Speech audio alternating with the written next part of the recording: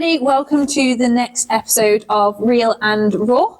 We are now on episode 5, which is really exciting. It is, it's a good one. We're in the barn today because we have a storm passing through, and trying to record this out in the countryside would be a bit too sideways for me today.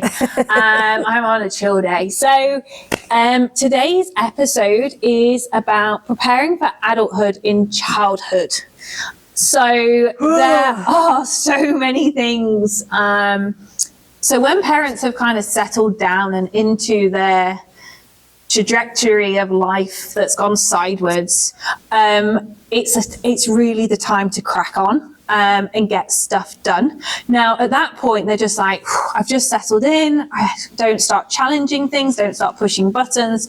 However, one thing for me is like, I don't have much time. I have so much to do, and I don't actually have that much time to get it done before hormones hit and other sideward things hit. So I'll let you start off first, because I can really have motor mouth with this. So I'm going to just... Well, we might have to do this one in 2 parts. We might have to do it in 2 parts, definitely. Because there is so much. I mean, I have said before that if I could tell my then self one thing, it would be to do more earlier.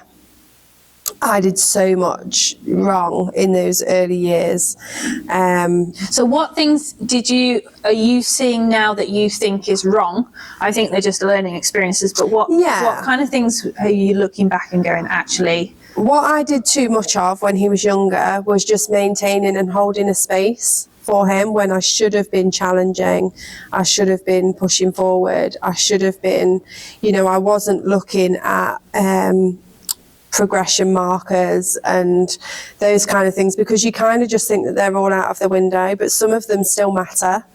So I didn't look at any of those things. I sat back and I coasted for far too long just to keep Riley happy. Yep. And I thought that if I did that, he would continue to be happy forever. Oh, but also, like, I'll sideways in on that one, that people don't realise that one thing I've observed is, especially with neurodivergent children, there is a lot less what I call organic learning. So, when you watch neurotypical children, they learn off and copy each other. Yeah. That doesn't happen. So parents are really surprised when I'm like, literally, you have to teach them every single individual thing of a day. And then there's this blank, because they don't realize that they think, oh, if I just keep him happy, then they're going to start that organic learning and absorbing of information. But actually, it just doesn't switch on for a while, for a good while. Yeah, and we're talking for a good few years. Yep. Before that switches on. Yeah. So I wish I'd have known more about that part of development, and about it, about it being okay to challenge. Because like I say, I coasted for far too long, and I mean for years too long.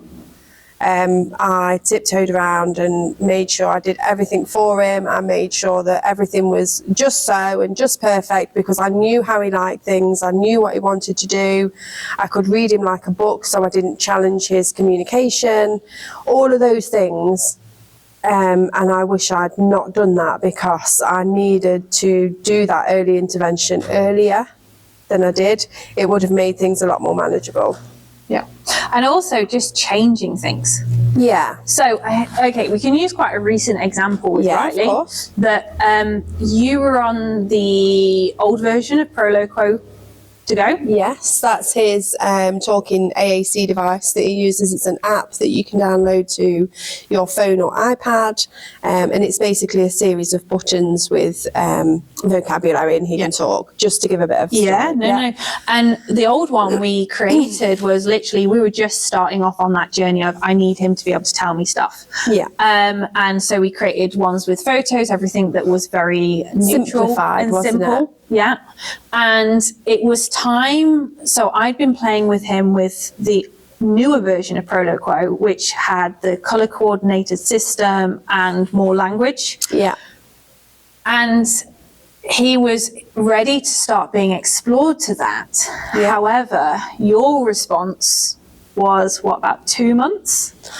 Yeah, easily, maybe longer. Of sitting on because you were cautious of taking away his old one because he got really good at communicating at a certain level. Yeah.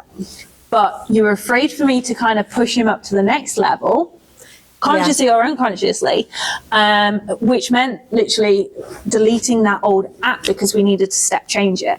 Yeah. However, you've just told me something which was just absolutely freaking awesome, which shows that actually by me continuing to just push you gently forwards, like it's okay, we can change, you'll be fine. Yeah. Do you want to share what you just said about the Well, what shop? I was afraid to do was take away what he was used to, because he could use it so quickly and so fluently.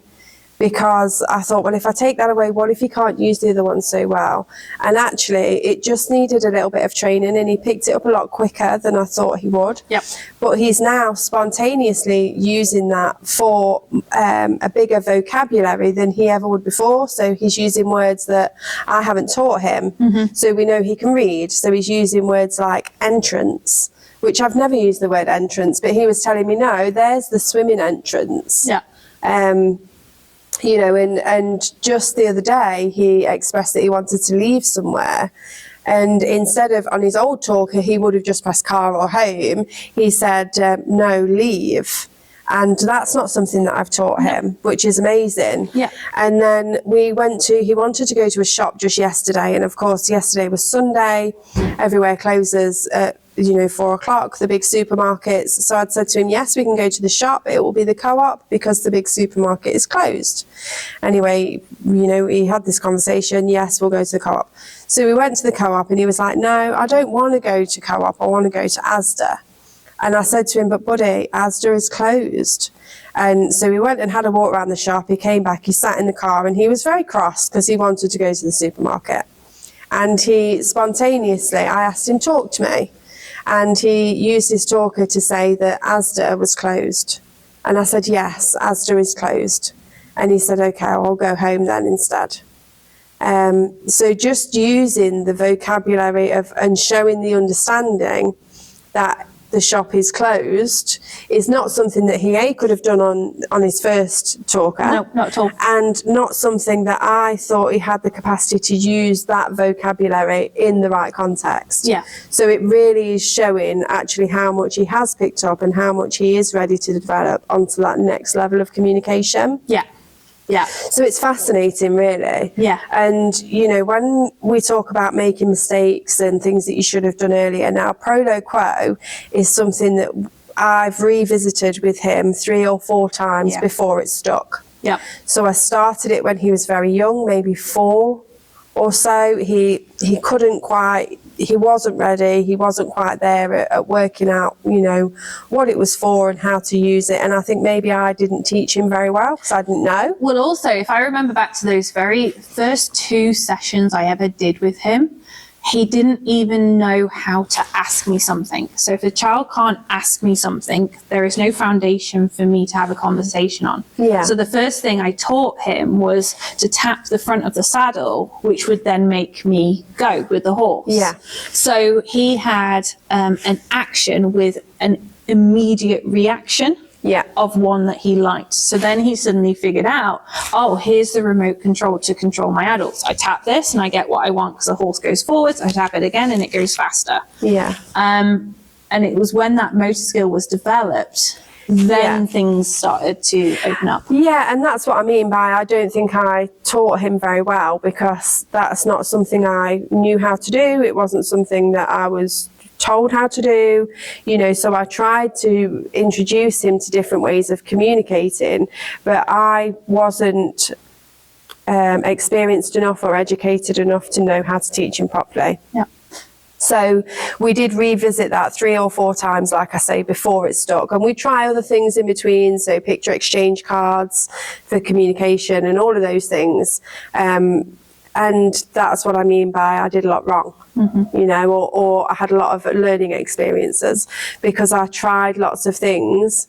And then when you kind of run out of things to try, this is why I say to people, don't be afraid to try things again. Yep.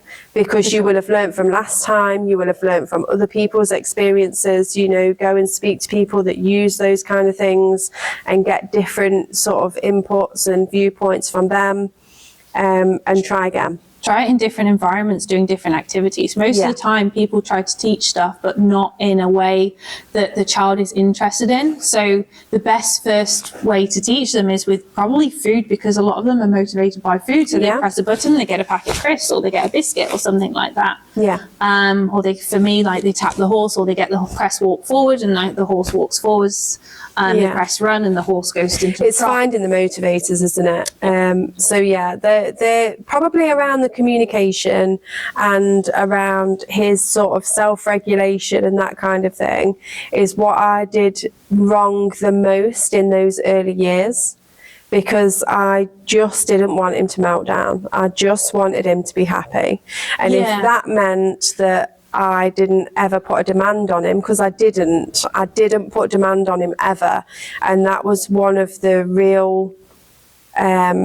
real sticking points, I think, because then when I was confident enough to put demand on him, he was like, hang on a minute, you don't put demand on me. So that was a more difficult barrier to overcome than it would have been had I have done it earlier. And this is all preparation for adulthood. Definitely. I think of that as well, that that avoidance of meltdown, because you're already stacked, the avoidance of upsetting them. Nobody wants to be upset, but we do still learn quite a lot through our challenges.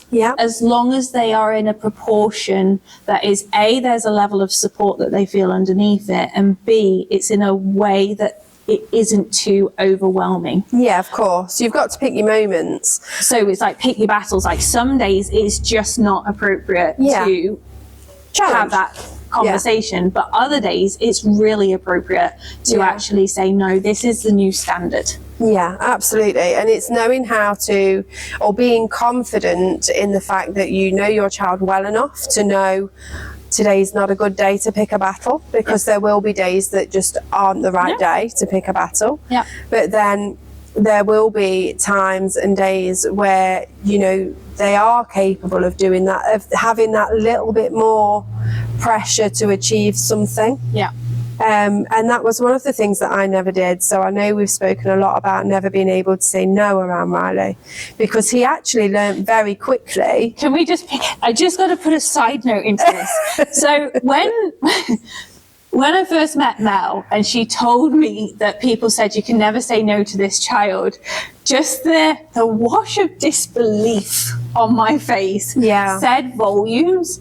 And the reason, I'll go into this in a minute, but there was a clinical reason behind that. But sorry, I cut in, carry on. No. So things like that, you know, so, and it never crossed my mind that he would need to learn these skills. Like, it never crossed my mind that he would need to learn to dress himself. Or that he would need to learn to hear the word no if, you know, something he's doing isn't appropriate or isn't safe, or we just can't do that today. You know, his favourite swimming place might be closed. I might have to say no, but I would change my vocabulary purposely to miss out the word no. And it wasn't until many years later that I realised that actually he can't go through life never hearing the word no. But also it's really confusing for them.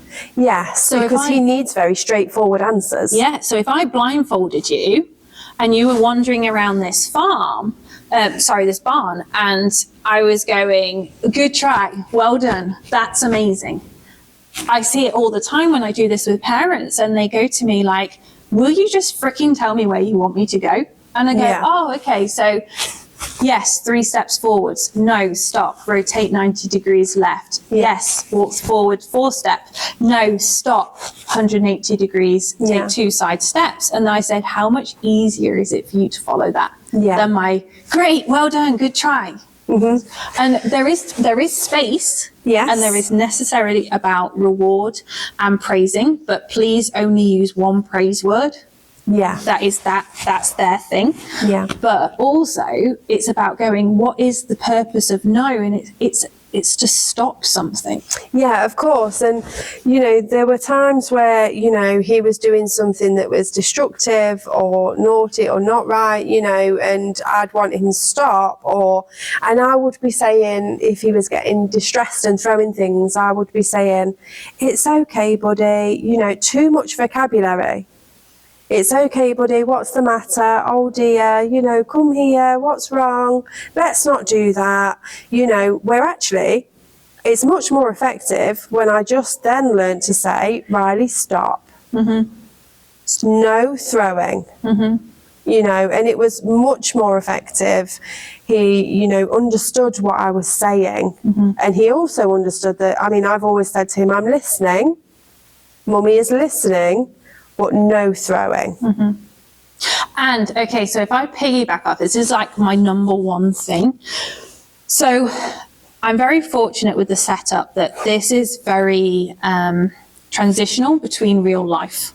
Yes. As in, I don't have doors. So if somebody is not okay, I don't have anything to stop movement, which is how real life is for you guys. Oh yeah, Riley was a runner, massive runner. Whereas loads of places people go to, they can tolerate a lot higher behaviors because they can just close doors. Yeah. So one thing here is like, one thing I expressed to parents from the offset is, unfortunately, I can't allow flight. Flight is just not something that I can do, because if we flight from here, it's a search and rescue. I've got to call that, I've got to call the police, and it just gets very messy very quickly. Yeah, it's a helicopter job up here. Yeah, and everything else. So one thing they have to learn very soon is containment. Yes. So for me, containment would actually start off with, if they're not okay, they get contained on a 12-foot trampoline. So they can bounce, they can stomp, they can do everything. Get it out, yeah. They can have as much regulation as they need, but they need to stay within the square of the trampoline. The reason teaching that is, it's always been so important to me. I don't ever want to have to attend a child's funeral because they ran. Yeah. And there's so many parents I meet that they're like, I watch them get out. So the car transition teaches me a lot. I watch them get out the car and the child just goes. Yeah. And they go to see something or run somewhere else. And I think, if that was a main road or even a side street onto a main road, or even something rogue just happening, we have a serious issue. Yeah. Now, for a lot of people, they're like, oh, no, it's fine, it's fine. But even running from the house to the car without being asked is the start. So if I liken it to a horse, if you get on a horse and I get on a horse and it starts walking off when I get on it, that's just bolted. Now, do I need to wait until I'm being pissed off down the field with to realise I've got a horse that bolts? Or do I fix it as it walks off from the mountain block without my help? Yeah. So we kind of fix it at the small. So one of the first things that I am really, really advocating is teach children to hold your hand and be able to tolerate it. But again, something I never did, because it wasn't something he liked. I didn't want to upset him, because God forbid should I upset him, because I don't really know what I'm doing. So if he's just happy and he's not crying, I'm doing something okay. Yep. You know, I wasn't confident enough. I had no idea what I was doing. So things like hand holding, you know, was never at the top of a priority list. You know, I had legs, I could run. Yeah. And that's what I did. Yeah. And that's it. years. Like, you just see people sprinting, and I'm just thinking, That was me. like, no. Hair everywhere. Honestly, that was me. And I mean, Riley is a water baby. He was born in water. He loves to swim. He swims 3-4 times a week. He's drawn to water.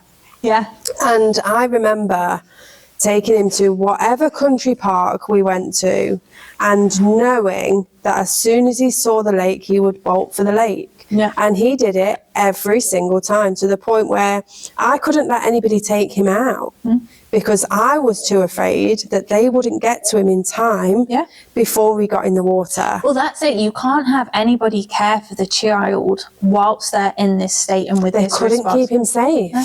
They couldn't keep him safe. And it was the same in the sea. I mean, I remember taking Riley as maybe a 4 or 5-year-old, and it was not even that warm. It was a child. He was a flight risk.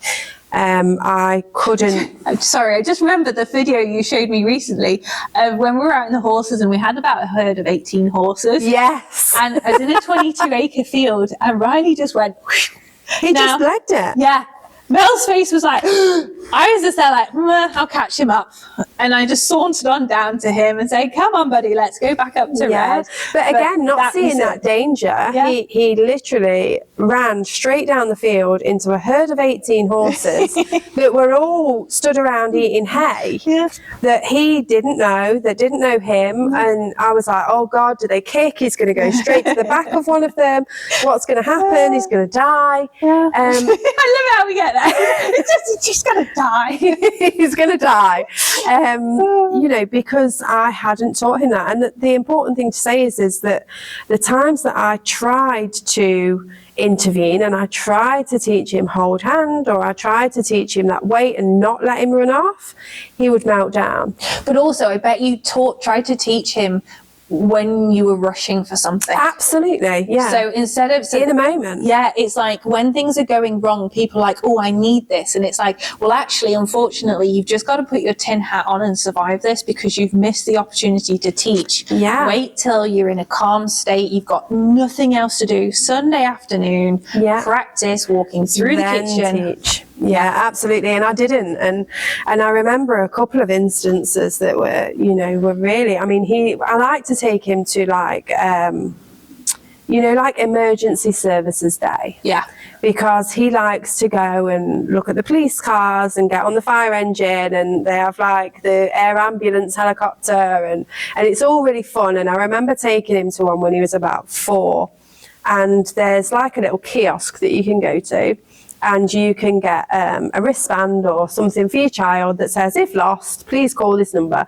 And I would make sure that he always had one because I knew he was a flight risk. And the amount of times I've almost lost him, I didn't see anything that was going on that day, because all I see is, where is he, where is he, where is he? He's here as a, you know, because... Do you remember you sending me a photo of you at Disneyland the first year and you tied a balloon to him? I did tie a balloon to him, yes, I did. That's one way to do it. I did, I tied a helium balloon to him so I didn't lose him in the crowd. Yeah, that's absolutely true. I did that. But now you have hand holding, which is perfect. He doesn't fight so much. Yeah, absolutely. And he doesn't, but it was because he would melt down, and because he doesn't want to be restricted. And I'd be like, oh, he doesn't like to be restricted, so you just have to let him run and follow him. But it's not like, people get confused. It's not freedom because they're not feeling safe. They're not running because they're happy. They're running because they're scared. Yeah. And that's not like freedom, like woohoo. It's like feral. That's something because they don't know where to go. No? They don't know where to go. But they don't know where's safe. And it might be so exciting that, do I want to go here? Do I want to go there? Do I want to go there? And they don't. I mean, I remember in an empty park, hiding behind a tree and watching him, because somebody would say to me, oh, well, when he can't find you, he'd soon look for you. And I remember hiding behind a tree and watching him. That kid never looked for me once. He didn't. He just carried on walking. Oh, I don't know where she's gone. Off he goes with his dog and, you know, doing whatever. I might get in the lake. You know, and I remember a real turning point on this for me where I thought, I've got to sort this out. Was we went to a country park, and I was with his dad at the time. And Riley was trying to get into the lake. And obviously, I can't let him get into the lake. I mean, that's just a no. And he had a meltdown and he was getting too heavy for me to pick up. And his dad picked him up and we were taking him back to the car. And a lady came over to us. He was kicking up such a stink. A lady came over to us and asked us if he was our child because he didn't look like he wanted to go with us. Wow. What an experience. And that was it was a real hit home for me. Yeah. And he was probably about 5. Yeah. That was a real hit home of, this is not okay. It's not an okay way to deal with it, and he's already getting too big for me to do that with. This is the key. So if there's anything that I can kind of springboard forwards, is a lot of parents set systems in place while they can pick them up, and they go, it's all right, we'll deal with that later. Yes, I did that. And actually, if you can start this from 3 years old, 4 years old, and just practice every day for 2 minutes a day, hand holding, like before they get too heavy. Don't rely on pickup, because it's not going to be there forever. No, well, I was at a point where I couldn't do it when he was melting down, which is why Dad picked him up. But then, and that's what people wait for, rather than fixing it younger. Well, that was the pinnacle point of where I thought, I've got to fix this. I've got to fix it. And it has taken years. Years. But now we can be safe in the community. He's not fond of holding hands, but he will hold hands at places where he needs to. So on the road, in the car park, crossing the road. If I tell him now that he needs to hold Mum's hand, he will hold Mum's hand. Now, I'm not saying that he's never ever going to be a flight risk again. Because I can see in Riley's eyes sometimes that he's deciding whether he needs to fly. But we have really homed in on that co-regulation. Just come to Mum, I'm your safe space, and I'll co-regulate, and he'll co-regulate off me, so that now he can be safe, and he will use words like stop, wait. Riley is waiting for Mum, and it's almost like he looks to me now to see if it's safe. But also, like, one thing is, once you've taught it, even as teenagers, we check in. We still have to check in. When we leave the field, you say stop, wait, and he stops and he waits, and then we do handhold to the car. Like, it might be once every couple of months, but it's double checking that muscle memory is still there and it's still tolerable, just while we get him from one space to another. And it is a transference. It's just to get a transition from one space to the other, back to a safe space where we can deal with the situation. But what that has meant is that we can do so many more things with so many different people now. So many more things, exactly. I mean, I take Riley through an airport on a regular. You know, and he doesn't like security. It's not his favourite place to be. You know, it's chaotic, it's loud, they're swiping his headphones, and, you know, and it is one of those, and he's constantly looking at me to make sure it's still okay and it's still safe. And they're the times where I can see in him that if I didn't keep re-instilling that, you know, skill with him, that I might have a problem. But I can say to him, it is okay. Riley is waiting. Riley is waiting for Mum. And he will, you know, and he'll hold my hand now and things through that. But I never thought back then, when he was 3, 4, 5, 6, that would ever be achievable.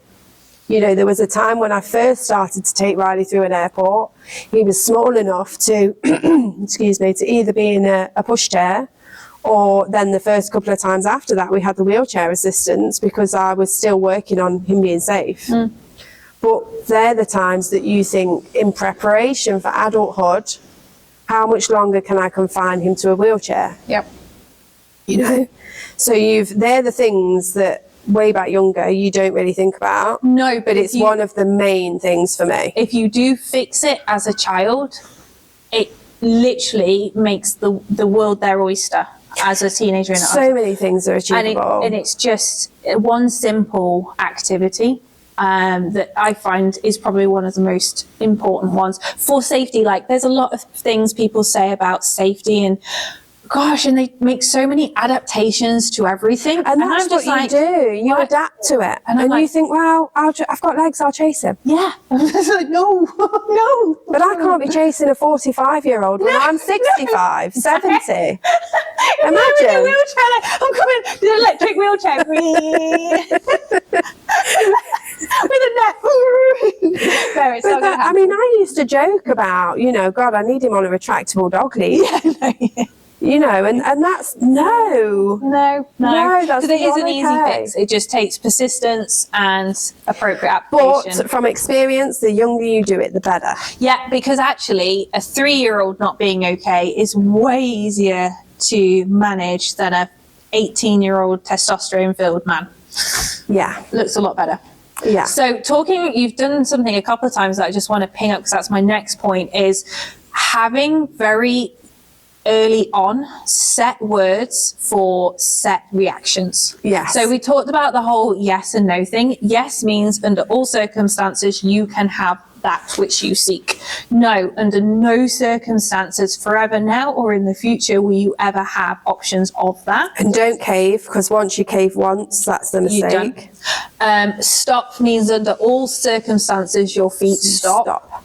Wait means it can be up to 1 minute or 5 minutes. But on the flip side of that, as adults, if you say, I'll be 1 minute, set yourself a timer and be 60 seconds. If you're going to be 5 minutes, not the 1 minute that 3 hours later, because then you break trust. Of course, yeah. So having those set pieces of language that they learn to have set responses to means that whoever's in care of them can have that list and they themselves feel safer.